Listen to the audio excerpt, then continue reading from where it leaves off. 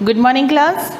हम lesson 2 the sound of music एक बहुत अच्छी मोटिवेशनल स्टोरी पढ़ रहे थे एवलिन की, जिसके हमने 6 पॉइंट्स कंप्लीट कर लिए थे। हमारा 7th पॉइंट से हमारा रीड करना बाकी था, जहाँ पर हम एवलिन की एबिलिटीज़ की बात कर रहे थे कि वो डीफ होते हुए भी 3 लैंग्वेजेस को जानती थी, एक स्कॉटिश, फ्रेंच एंड जापानीज़। अब हम आगे कंटिन्यू करते हैं। As for music she explain it pause it throw every part of my body. वो म्यूज़िक के लिए ये कहती है कि मेरी बॉडी के हर एक पार्ट में जो है वो म्यूज़िक चलता है। It tingles in the skin, my cheek bones and even in my hair.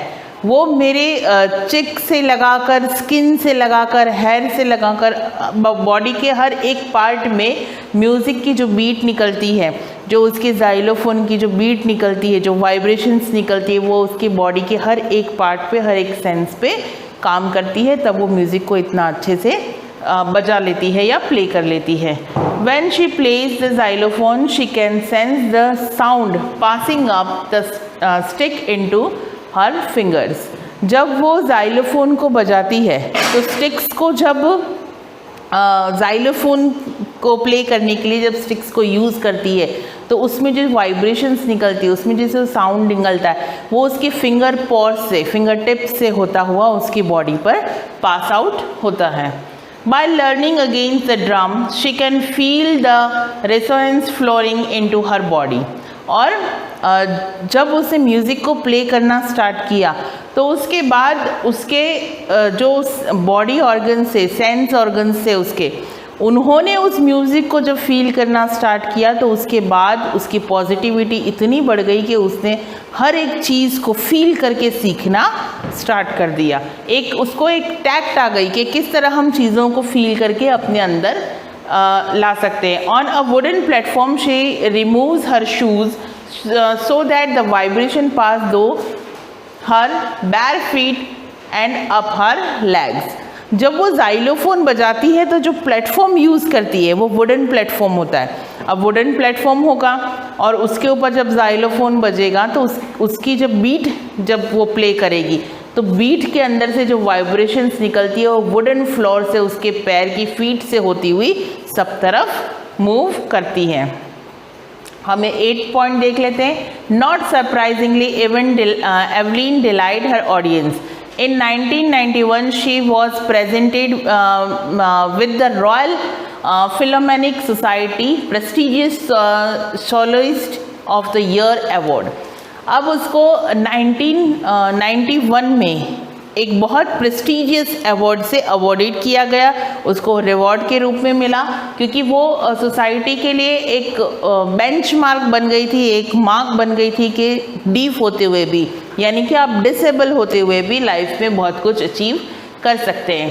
Says master percussionist James Blade, God may have taken her hearing but he has given her back something extraordinary. अब ये line जो थी वो हम lesson के starting में ही पढ़ चुके थे कि गॉड ने ज़रूर उससे कुछ सेंस ऑर्गन्स जो थे उसके छीन लिए थे, लेकिन फिर भी उसको बदले में कुछ बहुत ज़्यादा एक्स्ट्राऑर्डिनरी एज अ गिफ्टेड उसको मिला था। What we hear she feels. सबसे बड़ी बात इस लेसन का जो मेन, अगर हम इस लेसन को एक वर्ड लाइन के अंदर डिफाइन करें तो यही वो वर्ड लाइन है, वी हेयर शी फील्स। जो हम सुनते हैं वो चीज़ वो फील करती है, और ये तो हम मानते हैं कि जो चीज़ें फील की जाती है वो अंदर तक उतर जाती है, जो हमारे दिमाग से लेकर दिल तक वो उतर जाती है, जो चीज़ें हम फील करते हैं। Far more deeply than any of us. और ये हमारे से भी ज़्यादा फिर गहरा इफ़ेक्ट उसके ऊपर डालती है। हम सुन के इग्नोर कर देते हैं, हम एक कान से कहते हैं ना, एक कान से सुनो और दूसरे कान से निकाल दो, तो हम उसको सुन के इग्नोर सा कर देते हैं, लेकिन वो कभी भी उस चीज़ को, क्योंकि वो अंदर तक फील करती है, तो इग्नोरेंस का तो क्वेश्चन ही नहीं है। That is why she express music so beautifully. और इसीलिए वो फील करती है, इसीलिए म्यूज़िक भी जो प्ले करती है वो काफ़ी ब्यूटीफुली प्ले करती है। Evelyn confesses that she is something of a workaholic. वो बहुत वर्कॉलिक है। वर्कॉलिक इन सेंस एक काम को लेकर उसके अंदर नशा है, काम उसका पैशन है। वो जब म्यूज़िक बजाती है तो उसमें आवर 2 आवर्स कहाँ पास हो जाते हैं उसको भी पता नहीं चलता, तो वो एक वर्कॉलिक है। I have just got to work, मुझे बस काम चाहिए। Often harder than classical music, और मुझे म्यूज़िक चाहे वो क्लासिकल म्यूज़िक हो या किसी तरह का म्यूज़िक हो, बस मुझे प्ले करने के लिए, मुझे सीखने के लिए कुछ चाहिए। और जब इंसान के अंदर कहते हैं ना सीखने की अगर भूख है, यानी आप सीखने की इच्छा रखते हैं, तो आप कुछ भी अचीव आसानी से कर सकते हैं। जो ये कह दे कि बस मुझे इससे आगे नहीं जाना, वो कभी भी आगे इन फ्यूचर कभी भी आगे कुछ अचीव करने की एबिलिटी को खो देते। Apart from the regular concert, Evelyn also gave free concert in prisons and hospitals. वो prisons और hospitals में free concert भी देने लग गई। She also gave her priority to classes for young musicians and Richland of Brethoven Fund for Deaf Children says, ये एक fund community है जो काम करती है डीफ चिल्ड्रंस के लिए। उन लोगों का कहना है she is shining inspiration for deaf children, कि वो एक शाइनिंग इंस्पिरेशन है डीफ चिल्ड्रन के लिए कि आपके अंदर एक सुनने की एबिलिटी नहीं है तो क्या हुआ, फिर भी आप अपने आप को प्रूव कर सकते हैं। They see that there is now ever that they cannot do, और वो देख सकते हैं कि जो चीज़ वो कभी नहीं कर सकते, यानी कि जो सुन नहीं सकते उनसे जो दुनिया है वो क्या एक्सपेक्ट करती है कि इससे कुछ भी नहीं हो सकता, ये सुन नहीं सकता, इसके अंदर एक सेंस ऑर्गन नहीं है, काम नहीं कर रहा है, तो वो कुछ भी अचीव नहीं कर सकता। लेकिन एवलिन की जो जर्नी है, एवलिन जो पर्सनालिटी है, वो इन सब चीज़ों को गलत प्रूफ कर रही है। Evelyn Glennie has already accomplished more than most people twice her age. Evelyn ने अपनी एज में यानी 16 इयर्स की एज में इतना कुछ अचीव कर लिया जो उसे ट्वाइस एज यानी कि डबल एज के लोग भी कभी भी अचीव नहीं कर पाते हैं। She has brought persons for the front of the orchestra and demonstrate that it can be very moving. जहाँ पर ऑर्केस्ट्रा में कुछ लोग बैक साइड में आते हैं, वहाँ पर अब वो फ्रंट में आकर एक ग्रेट पर्सनालिटी बनकर सबके सामने आ चुकी थी। She has given inspiration to those who are handicapped, people who look to her and say if she can do it I can. और ये एक इंस्पिरेशन है उन हैंडीकैप के लिए, सिर्फ डीफ के लिए नहीं, डम के लिए नहीं, या और भी जिस भी तरह से कोई डिसेबल है या हैंडीकैप्ड है, उन सब के लिए एक इंस्पिरेशन है एवलिन ग्लैनी कि उसने किस तरह से अपनी लाइफ को मूव ऑन किया। 11 इयर्स की एज में जब उसको पता चला कि वो कम्प्लीटली डीफ हो चुकी है, उसको ईयर एड्स डालकर एक प्रैक्टिस करनी पड़ेगी कि वो लिटिल सुन सके। ऐसे में उसने एक अचीवमेंट उसका ये था कि उसने अपने आप को प्रूव किया अपनी 16 इयर्स की एक बहुत छोटी एज के अंदर अपने आप को प्रूव करके ऑल ओवर द वर्ल्ड एक ग्रेट पर्सनालिटी बनके वो सामने आई। And not the least she has given enormous pleasure to millions, और सबको एक खुद को ही नहीं, खुद की फैमिली को ही नहीं, स्कूल को ही नहीं, बाकी सबको भी प्राउड फील कराया। तो ये हमारा लेसन 2 का पार्ट 1 था जो एवलिन को लेकर था। एक इंस्पिरेशनल, एक मोटिवेशनल स्टोरी सी थी आपके सामने आई, एक पर्सनालिटी एवलिन ग्लैनी जो काफ़ी छोटी एज में ही वर्ल्ड क्लास पर्सनालिटी बन गई। अब हम इसका नेक्स्ट वीडियो में नेक्स्ट पार्ट लेंगे जो पार्ट 2 है, तो आप इसको रीड करें और इसके जो क्वेश्चन आंसर्स दे रखे हैं वो आप कंप्लीट कर लें। Thank you.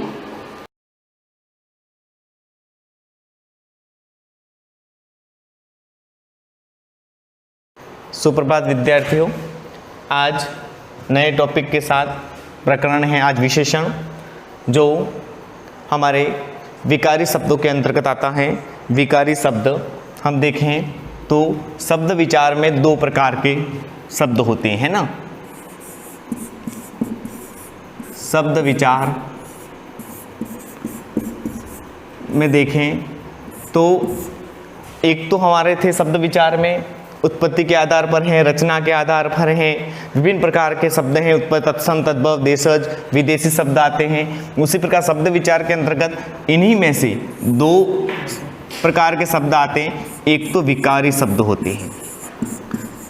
विकारी शब्द वे शब्द होते हैं जिन पर लिंग वचन का प्रभाव पड़ता है और विकार उत्पन्न होता है, अर्थात परिवर्तन होता है। उसमें 4 प्रकार के शब्द आते हैं। एक तो संज्ञा, सर्वनाम,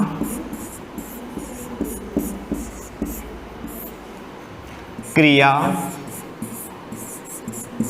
और विशेषण।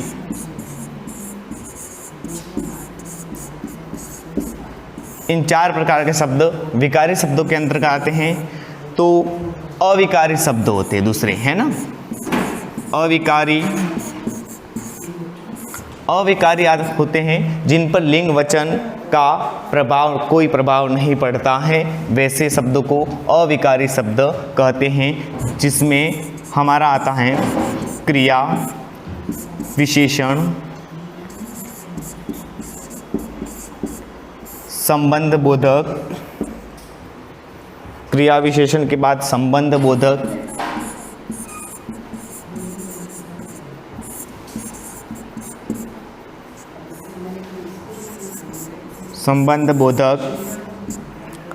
समुच्चय बोधक,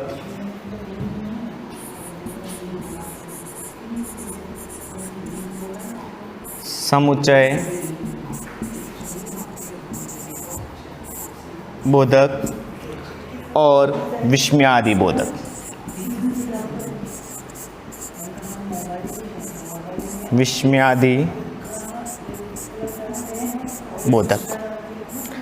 ये 4 प्रकार के शब्द इसमें आते हैं। विकारी के अंतर्गत 4 प्रकार के, जिनमें है संज्ञा, जो कि हम 6 क्लास से ही पढ़ते हैं, छोटी क्लासों से। संज्ञा समधन ज्ञा शब्दों से बना है, जिसमें किसी व्यक्ति वस्तु स्थान के नाम को संज्ञा। फिर सर्वनाम, संज्ञा के स्थान पर प्रयुक्त होने वाले, जब संज्ञा में कोई वाक्य बनता है तो वहाँ पर जो बार बार, जैसे मोहन अच्छा विद्यार्थी है, मोहन पढ़ने में होशियार है, 2 वाक्य हैं, लेकिन वहाँ पर हमें 2 वाक्यों को क्या करना है, जोड़ना है। मोहन होशियार हैं और दूसरा मोहन की जगह वह शब्द का प्रयोग करेंगे हम, तो वह जो शब्द होगा वह हमारा सर्वनाम होगा। तो संज्ञा सर्वनाम के बाद क्रिया जो प्रकरण था, क्रिया के सामने हमने कर्म के आधार पर, रचना के आधार पर पढ़ लिया था, कर्म के आधार पर सकर्मक अकर्मक क्रिया पढ़ लिया था, और फिर रचना के आधार पर भी क्रियाओं की हमने अध्ययन कर लिया था। क्रिया के बाद हमारा आता है विशेषण। जो विशेषण का कार्य क्या है, जो संज्ञा और सर्वनाम के शब्द होते हैं उनकी विशेषता बताना, जो शब्दों की विशेषता बताए वही विशेषण है ना। उसमें भी उद्देश्य विशेषण भी होता है, विधेय विशेषण भी होता है। अगर उद्देश्य विशेषण पहले आएगा तो उद्देश्य, और बाद में आता है तो विधेय विशेषण बनेगा वाक्य में। इसी प्रकार विशेषण के बाद इससे ही, विशेषण से ही मिलता जुलता टॉपिक हमारे आगे आएगा, जो क्रिया विशेषण होगा। क्रिया विशेषण जो है वही हमारे पाठ्यक्रम में भी है, बाकी तो संबंध बोधक है, समुच्चय बोधक है, ये हमारे पाठ्यक्रम में नहीं है। फिर भी इनका हम आगे की कक्षाओं में अध्ययन करेंगे। तो उसमें सबसे पहले हम वाक्य बना के देखें एक, जैसे काला घोड़ा दौड़ रहा है। इस वाक्य में हम देखें तो जो विशेषण होते हैं वे व्याप्त होते हैं, अर्थात कम। जैसे काला घोड़ा, यहाँ इसकी काला विशेषता है, पर्टिकुलर एक के लिए नहीं, एक जैसे सफ़ेद हो, काला हो, नीला हो, जो भी अलग अलग विभिन्न प्रकार के रंग हैं, लेकिन यह एक रंग है ना, एक की विशेषता प्रकट कर रहा है। घोड़े की विशेषता, घोड़ा हमारी संज्ञा है और उसकी विशेषता क्या बताए, काला घोड़ा। अगर यहाँ हो गया जैसे सफ़ेद गाय, ठीक है। तो विभिन्न प्रकार के जो शब्द हैं, है ना, मीठा आम,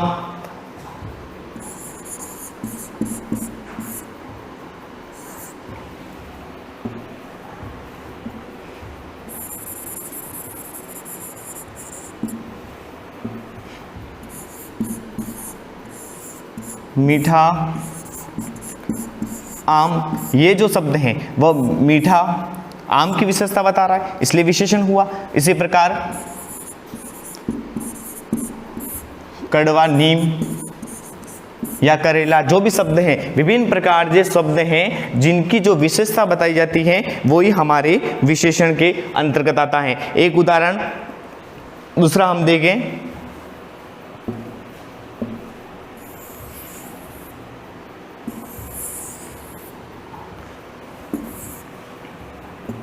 जैसे कौन योद्धा उसके सामने टिक सकता है। कौन योद्धा उसके सामने टिक सकता है। अब यहाँ पर जो वाक्य बना है इसमें कौन सा संकेत कर रहा है, कौन योद्धा या सार्वनामिक विशेषण। कुछ विशेषण ऐसे होते हैं जो सर्वनाम के तौर पर प्रयोग किया जाता है, जैसे उस पुस्तक को पढ़ो, ठीक है, तो वहां पर उस पुस्तक को पढ़ो, वह एक संकेत है कि उस पुस्तक की ओर है। यहाँ पर कौन योद्धा उस योद्धा के विषय में है और यहाँ कौन शब्द आया है जिससे वह सार्वनामिक विशेषण बनता है। आगे हम मुख्य बिंदु पर चलें, उसकी परिभाषा और के बारे में देखें। विशेषण क्या है, विशेषण की क्या परिभाषा होगी और विशेषण का प्रयोग कहाँ पर और क्यों किया जाता है। तो विशेषण शब्द में देखें हम तो विशेषता बताने वाले जो शब्द होते हैं, विशेषता बतलाने वाला शब्द ही विशेषण कहलाता है। मूल रूप में जिसकी भी किसकी संज्ञा और सर्वनाम की जो विशेषता बताई जाएगी वही विशेषण होगा। तो ऐसे शब्द जो संज्ञा या सर्वनाम की विशेषता बतलाते हैं उन्हें विशेषण कहा जाता है। विशेषण जिस शब्द की विशेषता बताते, विशेषण जो शब्द हैं, जैसे हमने कहा काली गाय, तो गाय जो है किसकी विशेषता, गाय की, और किसकी विशेषता बताए, गाय की। जहां जिस शब्द की विशेषता बताते हैं वह विशेष्य कहलाता है ना। जो शब्द होगा वह, जैसे काली गाय, तो गाय जो है हमारा विशेष्य होगा, और काली जो शब्द है या काला घोड़ा है, तो जो काली या काला जो शब्द है वह हमारा क्या होगा, उसकी विशेषता होगी, तो वह विशेषण कहा जाएगा। जैसे काली गाय, सुंदर चित्र, भला व्यक्ति, तो व्यक्ति की विशेषता क्या है, भला गुण कहें, चित्र कैसा है, सुंदर, उसकी सुंदरता है, गाय कैसी है, काली। तो यहाँ पर जो विशेषण शब्द हैं वो विशेषता बताने का कार्य करता है। और विशेषण जो शब्द होते हैं संज्ञा और सर्वनाम को मर्यादित करते हैं। इन शब्दों में काली, सुंदर, भला विशेषण और गाय, चित्र, व्यक्ति विशेष शब्द हैं। अब विशेषण के प्रमुख प्रकारों के बारे में देखें अपन, तो विशेषण के मूल रूप तो विभिन्न व्याकरण शास्त्रियों ने अलग अलग दिए। हम संज्ञा को पढ़ते हैं 5 भेद हैं, सर्वनाम के 6 भेद हैं, और विशेषण के मूल रूप में 4 हैं। लेकिन हमारी 9th to 12th जो 9वीं से 12वीं व्याकरण विचार की जो पुस्तक चल रही है उसको अगर मद्देनजर रखते हुए हम चलें तो उसमें 5 प्रकार के विशेषणों का बाकी भिन्नतावाचक भी और होता है, आगे आगे जैसे जैसे अन्य भी हैं, लेकिन मूल रूप में अपन जो दिया है उसके मद्देनजर अपन गुणवाचक विशेषण, संख्यावाचक विशेषण, परिमाणवाचक विशेषण और संकेतवाचक विशेषण, व्यक्तिवाचक विशेषण। गुणवाचक विशेषण क्या है, गुणवाचक विशेषण वे शब्द जो किसी संज्ञा या सर्वनाम के गुणों के बारे में, दोषों के बारे में, रूप के बारे में, रंग के बारे में, आकार के, स्वभाव अथवा दशा का बोध करवाते हैं, वे विशेषण गुणवाचक विशेषण के अंतर्गत आएंगे।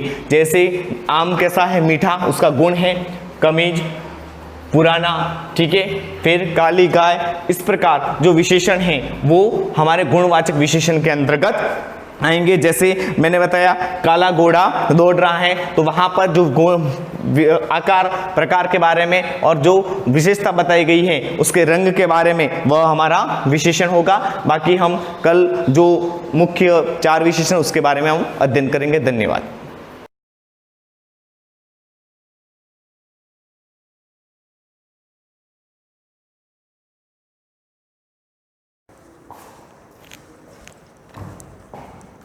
Good morning students, welcome to the class. हमारे एग्जाम्पल्स चल रहे हैं 1.7 से पहले के। वैसे एक्सरसाइज बहुत इजी है बट कुछ एग्जाम्पल्स है जो सॉल्व करने ज़रूरी है। एग्जाम्पल 3rd हो गया था, 3rd के जो 2nd था वो आपको करना था, आई होप आपसे हो गया है। इसके बाद जिस बाद हम आ रहे हैं, डायरेक्टली मैं आ रही हूँ एग्जाम्पल नंबर 4 पर। 4 है आपका बुक का ही। Assuming that X Y are positive real number, ये अज्यूम कर रहे हैं कि x और y कोई positive real number, positive real number का मतलब 1 2 3 4 5 6 7 8 9 10, वेदर इट इज़ फ्रैक्शन या कोई भी नंबर हो, it could be p/q formation, rational number हो सकता है, उसके बाद में 1 2 3 4 आपके जो इंटीग्रल्स होते हैं वो हो सकते हैं, कुछ भी, बट वो रियल नंबर होना चाहिए फर्स्टली, और साथ में पॉजिटिव नंबर हम कंसीडर कर रहे हैं कि रियल पॉजिटिव नंबर है, तो उनके लिए जो फॉलोइंग क्वेश्चंस है उसको सिंप्लीफाई कीजिए, ऐसा बोला है कि उसको सरल करना है आपको। तो अब देखते हैं क्वेश्चन क्या है। First simplify the following, if y are real positive number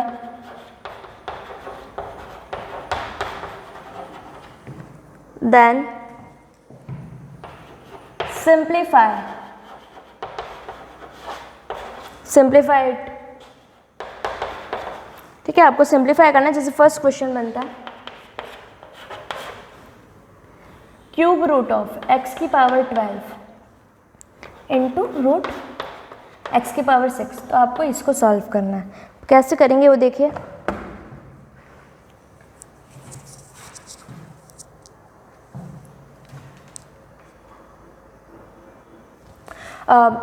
cube root of x की पावर 12, तो इसको मैं सिंप्लीफाई कर रही हूँ। यहाँ पर लिखा क्यूब रूट का मतलब होल पावर कितना 1/3, अंदर क्या है रूट के अंदर x की पावर 12।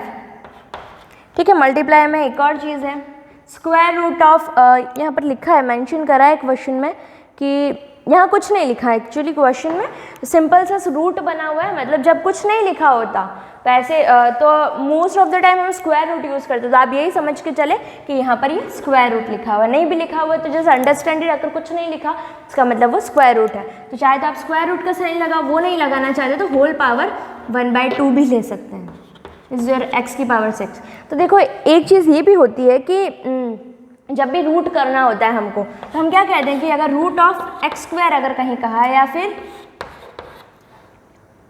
रूट ऑफ x का स्क्वायर का है, तो हम कहते हैं कि रूट और स्क्वायर जो रहते हैं वो एक दूसरे के एंटी होते हैं, कह दो एकदम टक्कर के दुश्मन होते हैं। जब ये दोनों एक साथ आएंगे तो जाहिर सी बात है दोनों आपस में कैंसिल आउट हो जाएंगे, और उसके अलावा जितना भी क्वेश्चन में बनता है दैट इज आवर आंसर।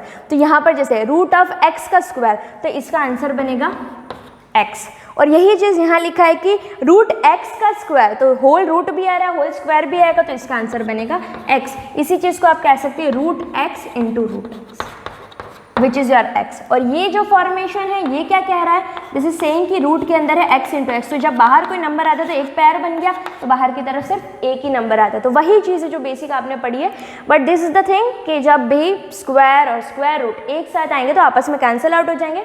ऐसे कट करते हुए शो नहीं करना, हमको समझना है कि वो आपस में कैंसिल आउट हो जाते हैं। एंड वन मोर थिंग कि जब भी पावर्स में क्वेश्चन आप लोग करते हैं, ये मेथड तो आपको आता ही है, लेकिन जब भी स्क्वायर रूट किया जाता है, स्क्वायर रूट ऑफ मान लेते हैं यहाँ पर है 2 की power 4, this is your question. तो इसको करने का तरीका आप क्या करोगे, 2 की पावर 4 और होल पावर स्क्वायर रूट है तो होल पावर 1/2 कर दोगे, और 2 की power 4 into 1/2 and this is 2 2 4, तो 2 की पावर 2 इज योर आंसर 4। तो इसका आंसर आया हमारे पास 4।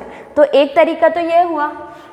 दूसरा तरीका ये कि जब भी स्क्वायर रूट लगा हुआ है और अंदर पावर में कुछ चीज़ दे रखी है, तो अगर वो इवन है, जैसे 2 है 4 है 6 है 8 है 10 है 12 है, कोई भी इवन नंबर है, कोई भी सम संख्या है, तो जब भी स्क्वायर रूट के बाहर वो चीज़ आएगी, वो जो नंबर आएगा, तो क्या होगा उस कंडीशन में, जो भी पावर होगी बाकी सारी चीज़ें सेम रहेगी, लेकिन जो भी पावर होती है उसका जस्ट हाफ बाहर आता है। जैसे 4 है तो इसका आधा कितना, 4 का हाफ 2, तो बाहर की तरफ जब आएगा तो आंसर में 2 की पावर 2 आएगा विच इज़ योर 4। तो जैसे कहीं पर ऐसा लिखा है स्क्वायर रूट ऑफ 4 की पावर, मान लेते हैं यहाँ पर है 4, तो बाहर की तरफ जब ये निकलेगा स्क्वायर रूट के बाहर आएगा तो ये होगा 4 तो सेम रहेगा, पावर में जो 4 है उसका आधा हो जाएगा, यानी 4 का 2, 4 का स्क्वायर, यानी आंसर आएगा 16।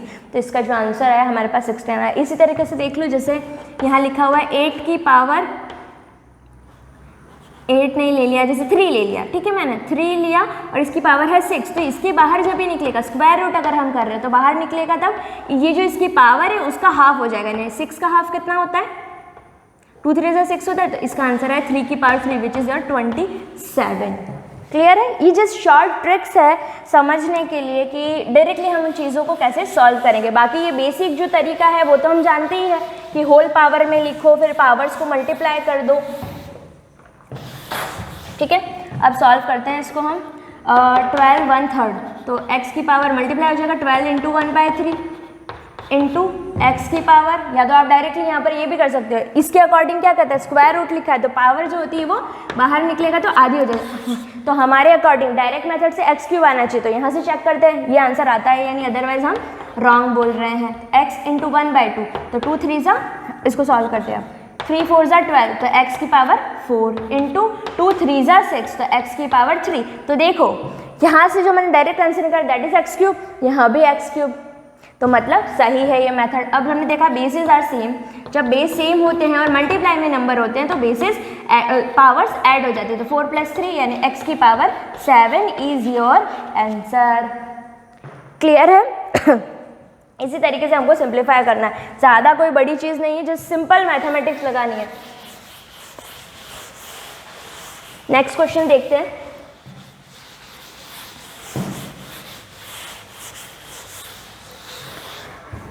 नेक्स्ट इज, मैं बता देती हूँ शॉर्टली ये सारे के सारे। सेकंड है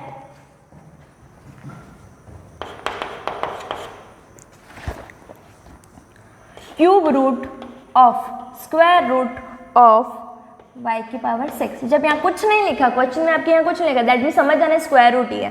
थर्ड वन इज x की पावर -2/3, x की पावर -2/3 इंटू y की पावर -1/2 का whole power 3, and fourth one is root x की होल पावर -2/3। फिफ्थ है, सॉरी यहाँ पूरा है कंप्लीट, -2/3 इंटू में आ रहा है फिर cube root square root of y³। कुछ नहीं लिखा है दैट मीन्स ये स्क्वायर रूट ही है, ये समझ जाना है, ठीक है। बार बार स्क्वायर रूट के लिए आपको 2 2 लिखने की जरूरत नहीं है। अगर कोई दूसरा रूट है, थर्ड रूट है या फोर्थ रूट है, इस तरीके का है, तो मतलब समझ जाना कि कुछ अलग है, अदरवाइज नहीं लिखा है इसका मतलब स्क्वायर रूट ही है। अब और क्या बचा, divide by root x/-1, and the fifth last one is root x की पावर -2, x की पावर -2 की पावर 3। ओके, शॉर्टली इसको सम अप कर देते हैं हम, कैसे करना है।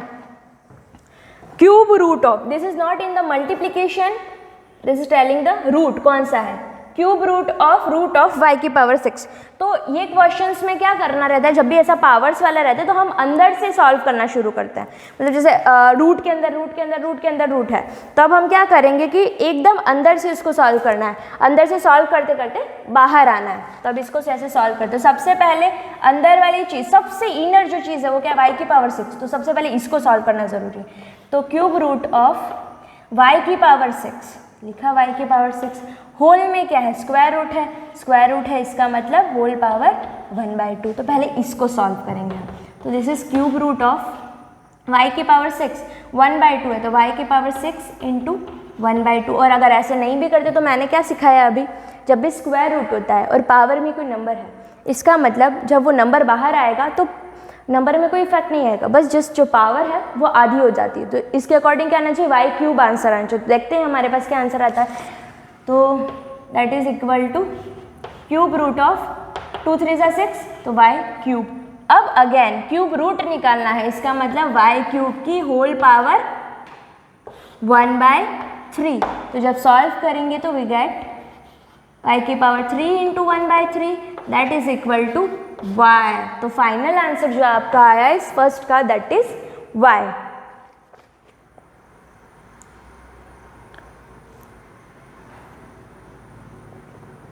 Okay, clear. Now the next one लेते हैं, तो हमको पता चलता है इसको जब सॉल्व करेंगे वी विल गेट x की पावर -2/3, y की पावर -1/2, फिर उसके बाद आ रहा है 3। Okay, it's okay. अब ये चीज़ जब भी होती है a इंटू बी का होल पावर, जैसे यहाँ लिखा है a इंटू बी की होल पावर n, तो इसका मतलब a की भी पावर n होगी और b की भी पावर n होगी। तो उसी तरीके से ये एक नंबर है, ये एक नंबर है, दोनों मल्टीप्लाई में है और होल पावर है n, तो n इसकी भी पावर होगी और इसकी भी पावर होगी। तो इसको लिख सकते हैं x की पावर -2/3 की होल पावर 3 इंटू में y की पावर -1/2 की होल पावर 3, a की पावर n और b की पावर, यहाँ पर a की जगह पर है x की पावर -2/3 और b की जगह पर है y की पावर -1/2। ये फर्स्ट का सॉल्यूशन हो गया है, इसको मैं इरेज कर रही हूँ। सेकंड क्वेश्चन देखते हैं हम डायरेक्टली, जो अभी हम ये सॉल्व कर रहे हैं। तो ये चीज़ समझ में आ गई। चाहे तो आप यहाँ पर इसका रीज़न भी लिख सकते हैं स्टेप के पहले, सिंस a इंटू बी की पावर n इक्वल होती है a की पावर n इंटू बी की पावर n के। तो a की जगह ये है x की पावर -2/3, b की जगह y की पावर -1/2, तो हो जाएगा इसकी भी पावर 3 और सेकंड वाले की भी पावर 3। नाउ इसको सॉल्व करना है आपको, तो ये बनेगा x की पावर मल्टीप्लाई हो जाएगी पावर, तो ये बनेगा -2/3 इंटू 3 इंटू में है y की पावर -3/2। ओके, और सॉल्व करें 3 से 3 कैंसिल, ये हो गया x की पावर -2 और यहाँ पर आ रहा है y की पावर -3/2। तो ये चीज़ हम भी जानते हैं कि जब भी पावर्स नेगेटिव में होती है उनको सॉल्व करना हम नहीं जानते। आप चाहे तो यहाँ तक भी ड्रॉप कर सकते हैं, लेकिन आगे और सॉल्व होगा ये, और सिंप्लीफाई लिख सकते हैं। तो x की पावर -2 अगर मैं इसको डिनोमिनेटर में लिखूंगी तो इसकी पावर पॉजिटिव हो जाएगी, -2 +2 हो जाएगा, इंटू 1/y की पावर, यहाँ नेगेटिव है, नीचे क्या हो जाएगा पॉजिटिव हो जाएगा। तो यहाँ पर छोड़ सकते हैं हम इसको, तो ये 1/x² y की power 3/2, this is your final answer. और अगर आपका मन करता है कि नहीं हम इससे भी आगे सॉल्व करना चाहते हैं, तो क्या सिचुएशन रहेगा, x², यहाँ पर इसको मैं आगे यहाँ सॉल्व कर रही हूँ, 1/x² y की पावर 3/2। इसको इस तरीके से, वैसे यहाँ तक भी एकदम 100% करेक्ट है, you don't need to solve further, आगे और सॉल्व करने की ज़रूरत नहीं है। बट अगर चाहें कि नहीं हमको थोड़ा और अच्छा दिखाना है, इसको 3/2 में हमको समझ नहीं आ रहा, तो हम क्या करेंगे, x², अब ये जो y की पावर 3/2 है, इसको आप ये एडिशनल में आप करना चाहो तो ठीक, अदरवाइज यहाँ तक करेक्ट है। y की पावर 3/2, तो इसको आप क्या लिख सकते हो, 3/2 का रियल मीनिंग अगर हम जानना चाहें, व्हाट इज 3/2? 3/2 का मीनिंग है 1.5, यही चीज़ होती है 3/2, जिसको हम आम भाषा में 1.5 कहते हैं, 1.5। तो इस 3/2 को हम लिख सकते हैं 1.5, या फिर नहीं समझ में आता तो देखो ये 3/2, इसको क्या लिख सकती हूँ मैं, 2 + 1/2। इसको जब मैं सेपरेट करूँगी तो क्या सिचुएशन रहेगी, 2/2 + 1/2, तो एट द एंड क्या आएगा 1 + 1/2। तो मैं इस 3/2 के प्लेस पर लिख सकती हूँ 1 + 1/2, लिख सकती हूँ या नहीं, लिख सकते हैं। नाउ इसकी बात का देखते हैं,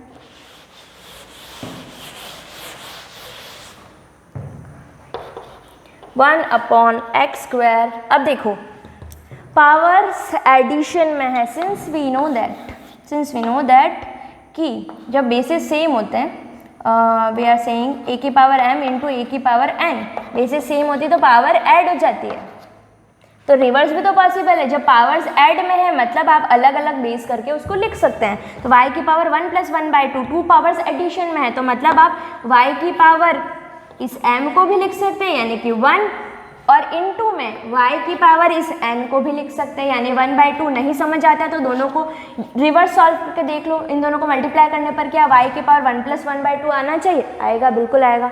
तो ये इसको आप लिख सकते हो 1/x², y की पावर 1 यानी y, और y की पावर 1/2 यानी √y। तो this is your final answer, 1/x² y √y। आपकी बुक में वैसे यहीं तक कर रखा है, this is the correct answer जो बुक में दे रखा है। बट इन केस अगर आपको ज़रूरत है आगे और सॉल्व करने की तो you can go with this, otherwise यहीं तक आप करें। ये सिर्फ समझाने के लिए मैंने बताया था कि ये भी पॉसिबिलिटी है, आप इस तरीके से भी इसको लिख सकते हैं। ओके, यहाँ तक हो गया आपके क्वेश्चन। इसके बाद के जो क्वेश्चंस हैं, जैसे 4th और 5th है, ये आपको अटेम्प्ट करने हैं। सिंपल जो प्रॉपर्टीज है जो मैंने पहले से बता रखी, उनको अप्लाई करना है, सॉल्व करना है, ज़्यादा कोई बड़ी बात नहीं है। तो जितने भी एग्जाम्पल्स है कोशिश करें उनको 1 बाय 1 सॉल्व करने की। नेक्स्ट के जो क्वेश्चंस है हम अगली क्लास में कंटिन्यू करेंगे। Till then keep practising. Thank you.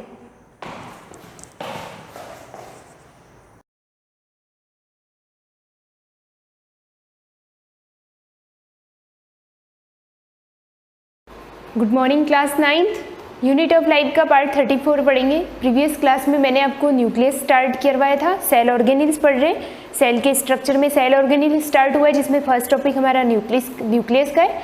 Nucleus के फंक्शन हमने देख रखे थे, न्यूक्लियस का काम क्या है। उसके बाद न्यूक्लियस का जो स्ट्रक्चर देख रहा था, स्ट्रक्चर में एक एक चीज़ को हम देख रहे थे कि उसमें क्या होता है। अगर उसमें न्यूक्लियर मेम्ब्रेन है तो वो क्या चीज़ है, न्यूक्लियर पोर क्या चीज़ है, उसका क्या काम है। उसके बाद साइड में जो राइबोसोम्स लगे होते हैं वो SER और RER क्यों बोला जाता है उसको। ये चीज़ देखने के बाद आज देखेंगे क्रोमोसोम के बारे में। मतलब न्यूक्लियस के अंदर एक चीज़ और होती है, यहाँ पे देख रहे हैं हम ये वाला स्ट्रक्चर डिफाइन कर रहे हैं इसको पूरा। तो यहाँ पे ये सारी चीज़ें एक एक करके पढ़ रहे हैं हम, जिसमें से अब बाकी रहा है हमारा क्रोमोसोम। हमने क्रोमेटिन मटेरियल तक हमने लास्ट प्रीवियस क्लास में देख लिया था। Chromosome during cell division, the chromatin fiber condensed by spiralization and dehydration into a number of rod-like structure called chromosome. Chromosome क्या होता है एक्चुअल में, यहाँ पे जैसे आपको फर्स्ट दे रखा है क्रोमेटिन मटेरियल। जब क्रोमेटेड मटेरियल जो होते हैं थ्रेड लाइक स्ट्रक्चर, वो जब कंडेंस होकर स्पिराइलाइजेशन करके जो चीज़ का बना फॉर्मेशन कर देता है, जो रॉड लाइक स्ट्रक्चर बन जाता है, उसको हम क्रोमोसोम बोलते हैं। यानी कि नॉर्मल आप समझने के लिए याद रखो कि जब क्रोमेटिन फाइबर हाईली कंडेंस होकर जो स्ट्रक्चर बनाते हैं उसको हम क्रोमोसोम बोलते हैं। ठीक है, chromosome during cell division the chromatin fibres condense by spiralization. Spiralization का मीनिंग होता है थोड़ा सा कर्व हो जाना। स्पाइरल पता है ना आपको, स्पाइरल बाइंडिंग तो आपने सुना होगा। नोटबुक की जो बहुत सारे पेजेस को हम जोड़ के वो बनाते हैं ना, स्पाइरल बाइंडिंग करवाते हैं। उसमें से एक सिंगल जो तार जो होता है फाइबर का, प्लास्टिक का, वो उसके सारे पेजेस को होल करके वो लास्ट में एंड में निकल जाता है, तो उसी को बोलते हैं स्पाइरल बाइंडिंग। आपने देखा हुआ है। तो मैं एग्जाम्पल दे रही हूँ आपको। स्पिराइलाइजेशन का मीनिंग होता है कि क्रोमेटिन फाइबर इस तरह से कॉइल्ड होकर एक स्ट्रक्चर बना देते हैं और उसी को हम क्रोमोसोम बोलते हैं। यानी क्रोमेटिन फाइबर हाईली कंडेंस होकर क्या बना देते हैं, क्रोमोसोम। कहाँ होती है ये चीज़, तो न्यूक्लियस में। Spiralization and dehydration into a number of rod-like structure called chromosome. Chromosome contain hereditary information of the cell in the form of genes. मतलब ये कि क्रोमोसोम अब कैसे बना वो हमको समझ में आ गया। क्रोमेटिन फाइबर को कंडेंस करके स्पिरालाइजेशन से हमारा क्रोमोसोम बन गया। लेकिन इस क्रोमोसोम में होती क्या चीज़ें, बहुत इंपॉर्टेंट चीज़ें हमारे लिए। तो इस क्रोमोसोम के अंदर कंटेनिंग क्या होता है, हेरिडिटरी इन्फॉर्मेशन। हेरिडिटरी यानी हमारा जेनेटिक इन्फॉर्मेशन जो होता है, जो हमारे पेरेंट्स से हमारे अंदर आता है, हमारे से हमारे थ्रू आने वाली जनरेशन में जो जाएगा, तो ये क्या है, एक जेनेटिक मटेरियल है जिसको हम बोल सकते हैं हेरिडिटरी, यानी एक जनरेशन से दूसरे जनरेशन में ट्रांसफ़र होने वाली चीज़। तो वो जो इन्फॉर्मेशन होती है वो क्रोमोसोम के थ्रू कैरी होकर आगे वाली जनरेशन में जाती है। तो क्रोमोसोम उन सारी चीज़ों को या उन सारी इन्फॉर्मेशन को कंटेन करके रखता है, ये बोल सकते हैं हम। Of the cell in the form of genes, किस फॉर्म में होते हैं क्रोमोसोम के अंदर, मैंने बोल दिया, आपको समझ में आ गया कि क्रोमोसोम के अंदर जेनेटिक मटेरियल होता है जो आगे वाली जनरेशन में ट्रांसफ़र होता है।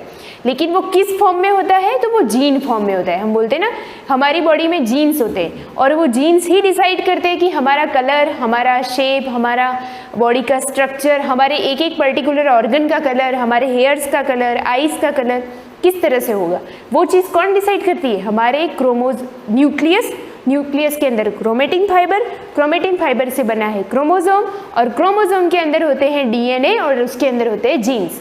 जो डीएनए और जीन्स होते हैं वो ही हमारे हर चीज़, हमारे हर ऑर्गन की बॉडी की साइज़ और सारी चीज़ें वो क्या करते हैं, फिक्स करते हैं, उनसे ही डिसाइड होता है। ये चीज़ होती है क्रोमोसोम। उसके बाद है chromosome consist of 2 identical and spirally coiled thread. यहाँ पे जैसे देख रखा है, क्रोमोसोम जो होता है वो कॉइल्ड थ्रेड होता है।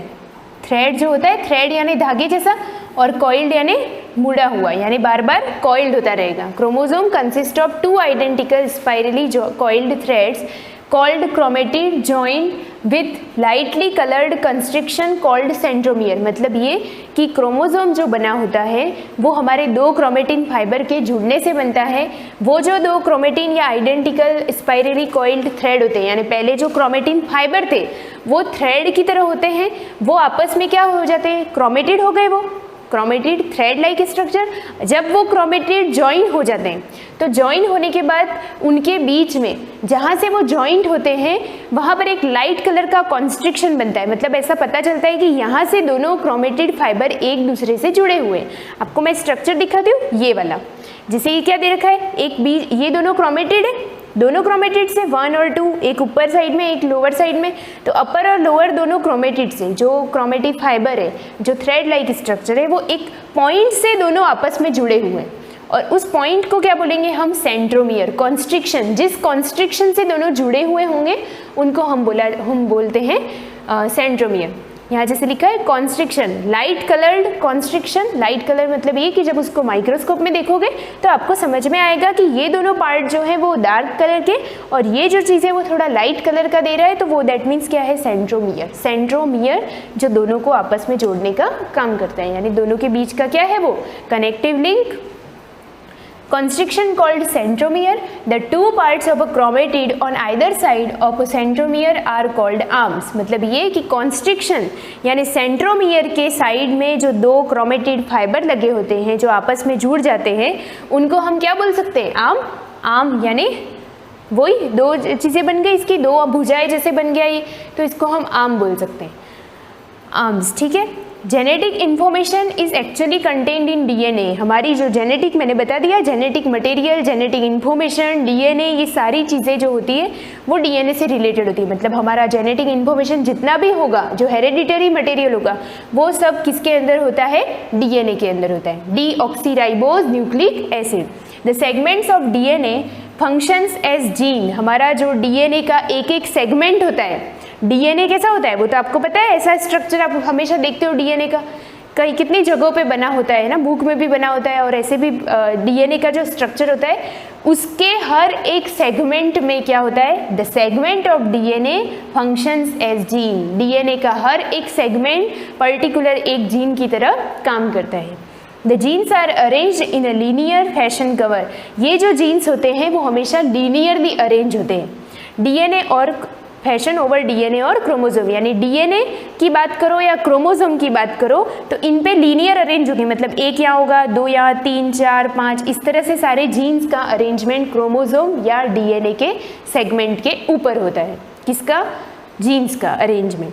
दे contain all the function necessary information necessary for functioning, growth, repair, in reproduction of not only of cell but also of this whole organism. मतलब ये कि एक पर्टिकुलर सेल का, सिर्फ एक पर्टिकुलर सेल का ही नहीं, पूरे होल ऑर्गेनिज्म का फंक्शन, उसकी ग्रोथ, उसका रिपेयरिंग, उसका रिप्रोडक्शन, सारी चीज़ों का जो बेस्ड पॉइंट होता है, यानी वो जिससे डिसाइड होता है, वो क्या होता है, हमारा जीन्स। अब यहाँ पे डायग्राम दे रखा है जिसको हमने एक्सप्लेन कर दिया है। ये 2 क्रोमेटिड फाइबर से, 2 क्रोमेटिड से, इनको हम आर्म भी बोल सकते हैं, ये अपर आर्म, लोअर आर्म, ये जो है वो सेंट्रोमियर है, कंस्ट्रक्शन पॉइंट है जहाँ पे दोनों एक दूसरे से अटैच है या जुड़ रहे हैं।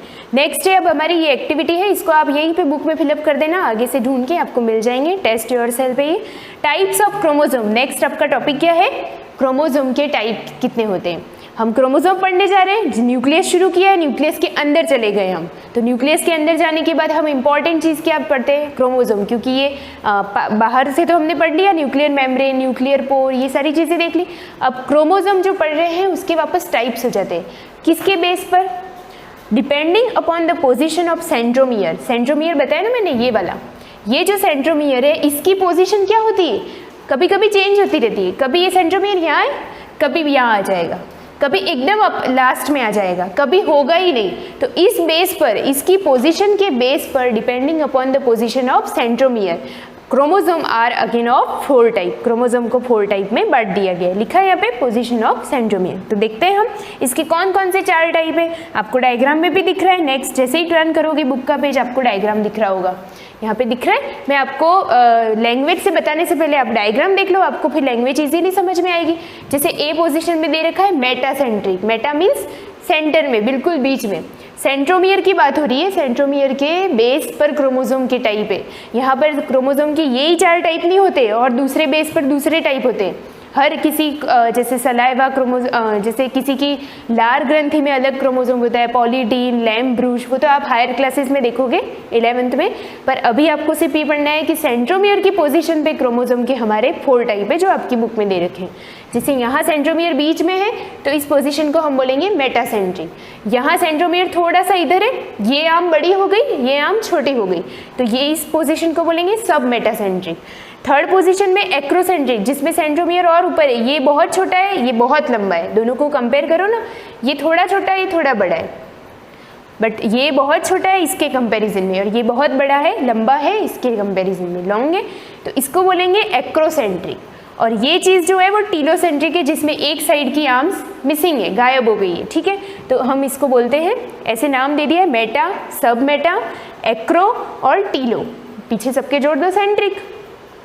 अब यहाँ पे देखते हैं सबसे पहले मेटासेंट्रिक क्रोमोसोम का डिफाइन कैसे करेंगे उसको लैंग्वेज में।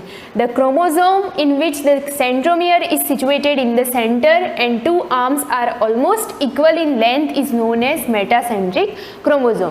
अब आपको ये लैंग्वेज समझ में आ गई होगी, क्या बोला इसने। अब आपको करना क्या है, मैं और नेक्स्ट क्लास में बताऊंगी। आपको होमवर्क में ये चारों डायग्राम ड्रॉ करके लाने। लैंग्वेज में आपको बुक में अंडरलाइन करवाऊंगी, वो बुक में ही अंडरलाइन रहने देना। आप इनकी पोजिशन को डायग्राम के रूप में ड्रॉ करोगे। लास्ट जो क्रोमोसोम का लिखवाया, क्रोमोसोम का जो हमने पढ़ा, आपको उसमें से सिलेक्टिव लाइनें, पॉइंट टू लाइनें चूज करके आपको नोट्स में उतार देनी। यहाँ तक का आपका होमवर्क है। इसके आगे मैं मेटासेंट्रिक, सब मेटासेंट्रिक को और डिटेल में एक नेक्स्ट क्लास में ले लूँगी। Thank you.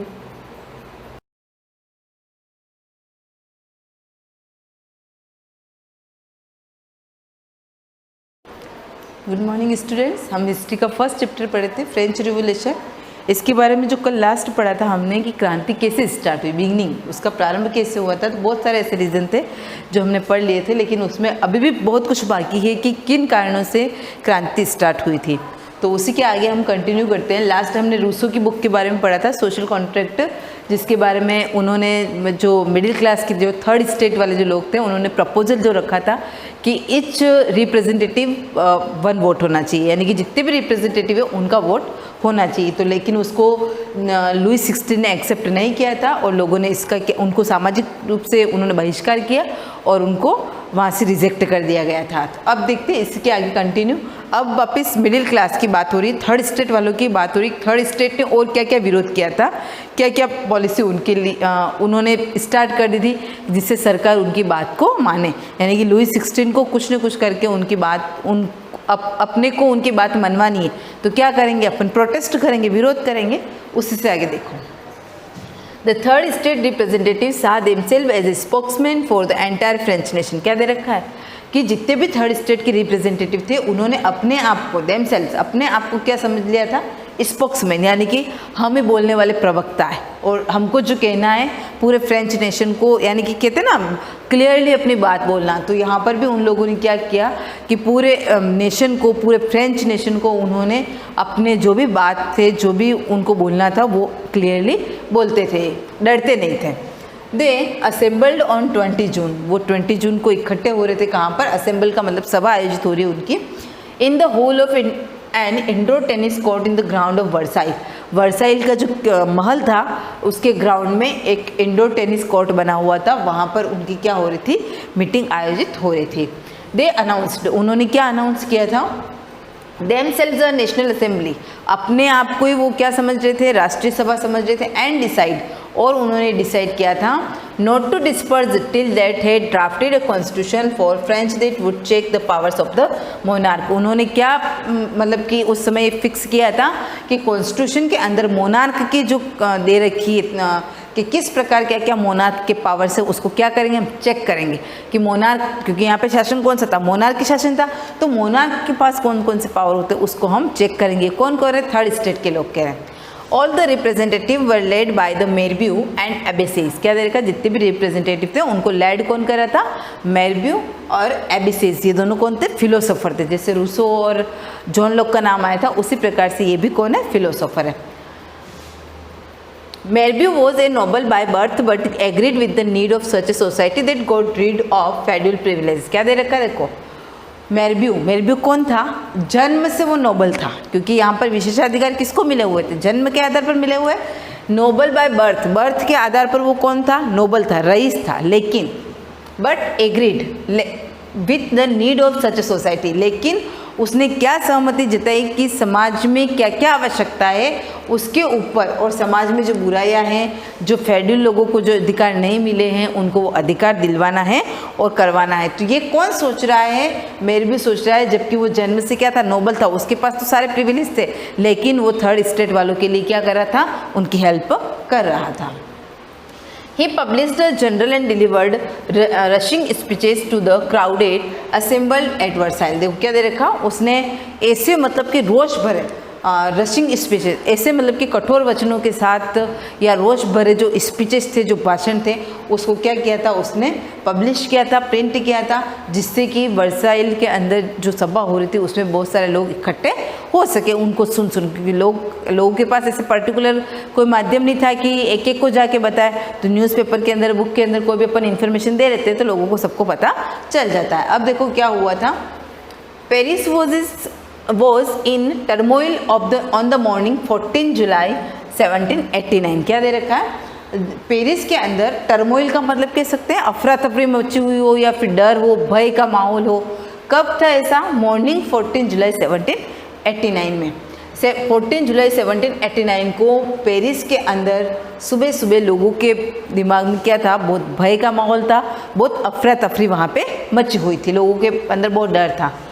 क्योंकि उन्होंने क्या सोचा था वो देखना तुम लोग, ठीक है। The king had ordered troops to march in the city. क्या दे रखे, उन्होंने, वहाँ की जनता ने ये सोचा था कि किंग ने यानी कि राजा ने क्या ऑर्डर दिया है, जितने भी ट्रूप्स है, ट्रूप्स का मतलब सैनिकों का जो ग्रुप है, उनको ये आदेश दिया है कि वो सिटी के अंदर चले जाए। जितने भी सैनिक क्या करते हैं, देश की रक्षा करने के काम आते थे, तो वहाँ पर वो पहले किले के आसपास और जो महल होते थे उनके आसपास खड़े रहते थे। तो यहाँ पर राजा ने क्या ऑर्डर दिया था कि जितने भी ट्रूप्स का मतलब जो सैनिक है, ठीक है, सैनिकों को मार्च इन द सिटी के अंदर चले जाए। And it was rumored that the king would soon order the military to open fire upon the citizen। और साथ ही साथ वो क्या कर दें कि जो भी लोग वहाँ पर उनको दिखें, रमोड का मतलब पर्टिकुलर कह सकते हैं, जो भी अत्याचार, जिनके ऊपर अत्याचार हो रहा है, तो मिलिट्री को उन्होंने ऑर्डर दे दिया था कि वो नागरिकों के ऊपर क्या कर दे, फायर कर दे। ऐसा लोगों के माइंड में ये चीज़ आ रही थी।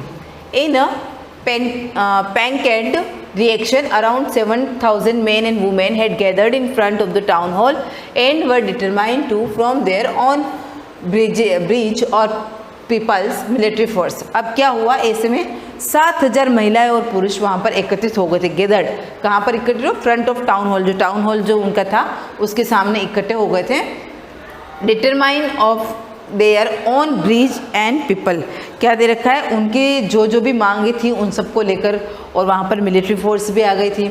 They attacked numerous government building to take away of arms and ammunition. क्या दे रखा है, जब लोगों के माइंड में ये चीज़ आ गई थी, जबकि ऐसा नहीं हुआ था कि राजा ने कोई आदेश दिया था, लेकिन वो कहते हैं कभी कभी हम सुनी सुनाई बातों पे विश्वास कर लेते हैं। तो हो सकता है कि यहाँ पर भी ऐसे हो कि लोगों के माइंड में ये भय आ गया था कि राजा ने सैनिकों को ऑर्डर दिया है कि वो शहर के अंदर घुस जाए और जो कोई भी दिखे उनके ऊपर फायर कर दिया जाए। तो लोगों ने क्या किया, इसके विरोध में जब लोगों ने ये बात सुनी तो सामने से लोगों ने क्या किया, दे अटैक्ड न्यूमरस गवर्नमेंट, जो उन्होंने सरकार की बहुत सारी बिल्डिंगों के ऊपर अटैक कर दिया था, जिससे कि उनको जगह जगह से आर्म्स, अस्त्र शस्त्र और उनको गोला बारूद, एम्यूनेशन का मतलब होता है गोला बारूद, उनको मिल सके। यानी कि कहीं न कहीं जो उनके महल होंगे या फिर जो उनके बड़े बड़े ऑफिसेस होंगे, वहीं पर उनकी सारी सिक्योरिटी की चीज़ें होगी ताकि लोगों को वहाँ से वो चीज़ें मिल जाए। देखो ऐसे में क्या हुआ था, at last a mob of several hundred peoples march toward eastern Paris and attack the fortress prison the Bastille. क्या दे रखा है, ध्यान से सुनना। एट लास्ट में क्या होता है, मोब का मतलब क्या होता है, भीड़, हजारों की संख्या में जो भीड़ थी वो कहाँ पर चली गई थी? Toward eastern Paris and attack the fortress prison.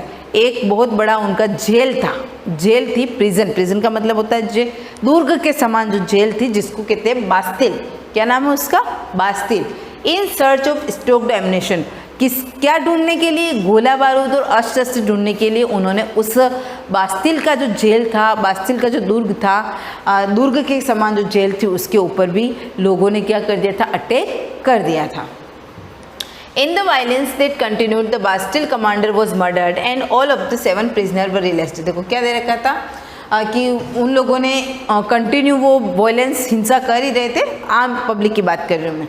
The Bastille commander was murdered, तो उसमें जो बास्टिल का जो कमांडर था उसकी डेथ हो गई थी और उस जेल के अंदर 7 प्रिजनर थे, यानी कि 7 ही कैदी थे, वो उनको वहाँ से छुड़ा दिया गया था, वो वहाँ से छूट गए थे।